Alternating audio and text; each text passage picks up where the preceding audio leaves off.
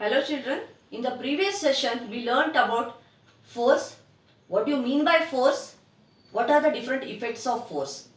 Now in this session we will be learning about different types of forces. There are mainly two types of forces are there, contact forces and non-contact forces. As the words itself says, contact forces means the forces which are applicable on another object with the contact of both the objects, that is called as contact forces. So when we apply a force on any other object by touching it, then we call it as contact forces. For example, here again there are two types of contact forces are there, muscular force and frictional force.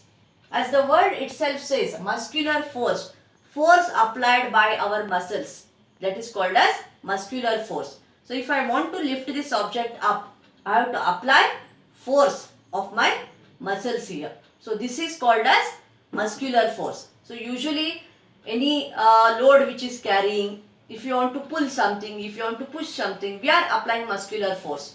Okay, an animal carrying a load on its back, you are carrying bag on your back.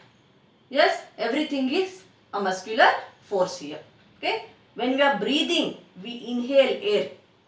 Yes, then our lungs, they expand with the application of muscles. The muscles which are there around, they expand, they help to expand.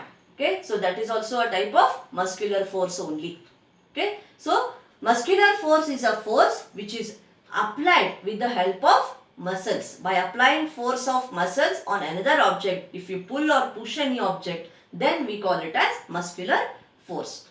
Second one is called frictional force. What do you mean by friction here? Friction force is something which makes an object stop by applying the force. Now for example, I am hitting the striker here. Yes, it will hit to the book and it will stop. Again if I try it.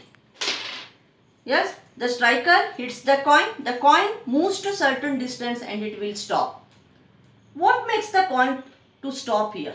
There is a force applied by the table to the base of this coin which made it to stop. This force of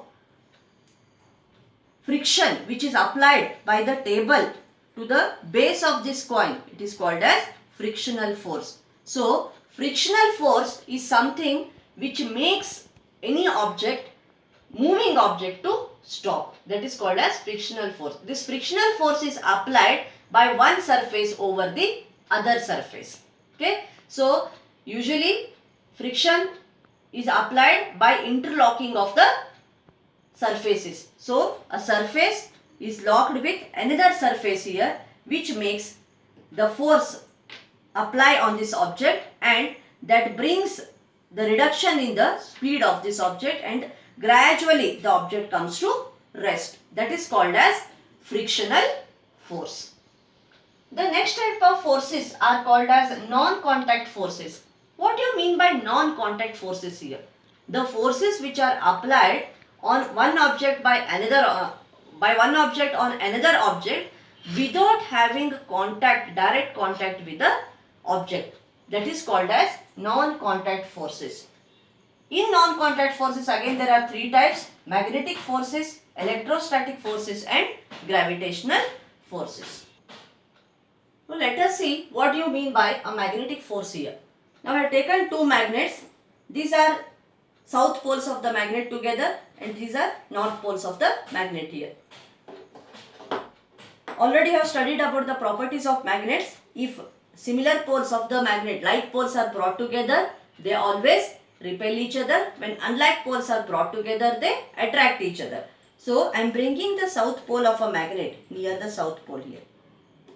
See, another object will be repelled here, but they are not in contact with each other. Still, the force applied by the south pole of one magnet will push the south pole of the other magnet. So here it is non-contact force, because without having contact with each other, a force is applied on another object here.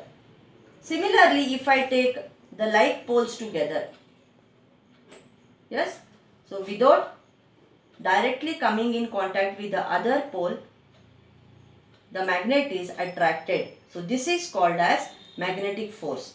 Similar force is applied when a magnetic force is applied on any magnetic material. See here, without touching the object, suddenly it is attracted here.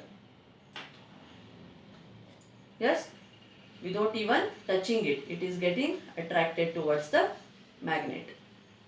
So this is called as magnetic force, a non-contact type of force here. Called electrostatic force. What do you mean by electrostatic force? A force which is applied by charges produced in one object over the charges produced in the other object. There are two types of charges, positive charges and negative charges. Like in magnets, how the like poles are repelling each other, how the unlike poles are attracting each other. Similarly, like charges will always repel each other and unlike charges will always attract each other. These charges are produced again by another type of force, that is friction force. When two objects, when they rub with each other, the charges are produced. When you just rub your hands together, yes, you feel hot. That is because charges are produced even in your body. Okay, so they will increase the temperature of your palms here. Okay, now let us see how it works here. I have taken pieces of paper and the scale here. When I rub the scale to hairs or any other silk or any other material which can produce the charges,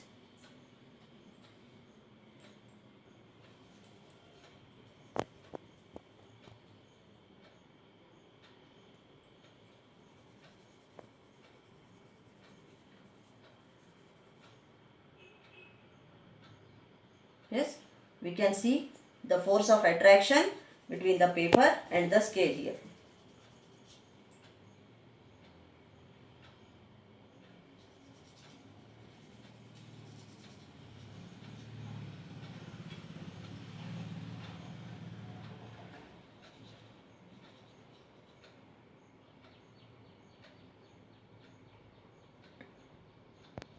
Sorry. We can see the charges are getting attracted towards the paper here. Okay. Now similarly, we can see another activity here. I have taken a refill, tied it to a string. Now this is also a plastic and another refill is also a plastic. I am rubbing it with another plastic paper.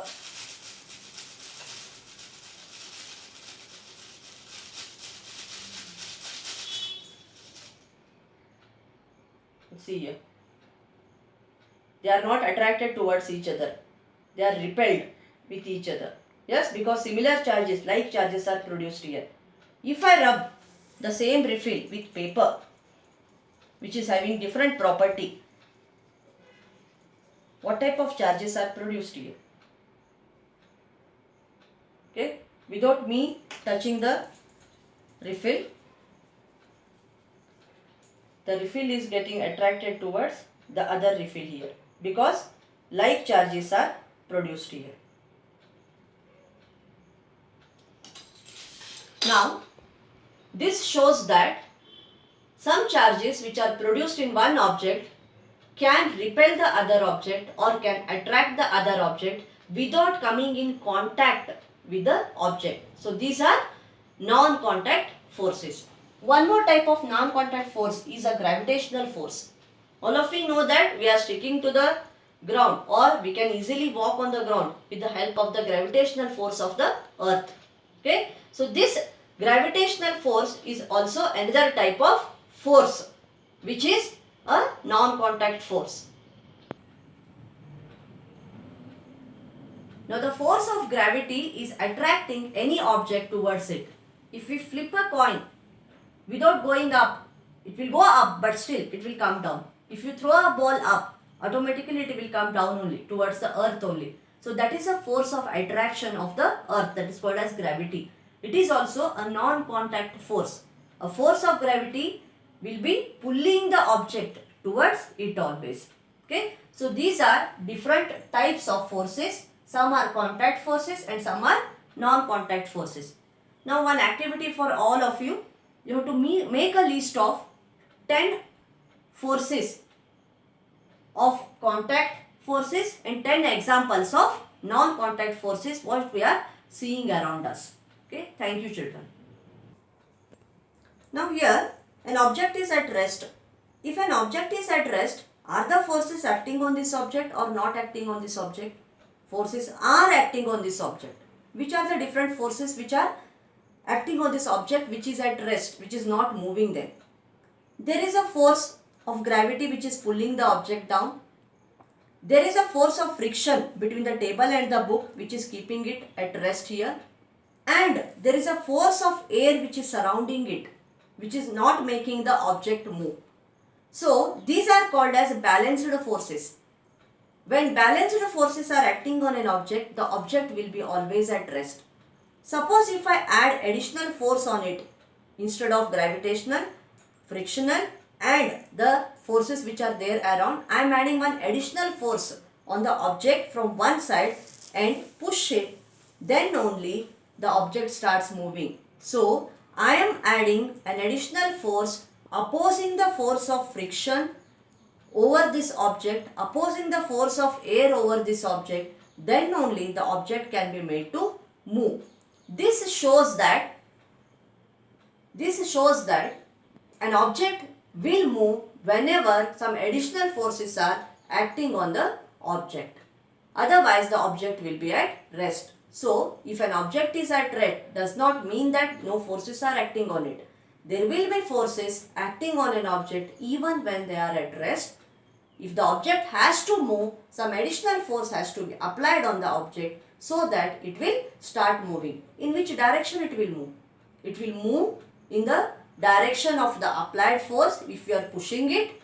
If you are pulling it, it will move in the direction opposite to the applied forces. Thank you everybody.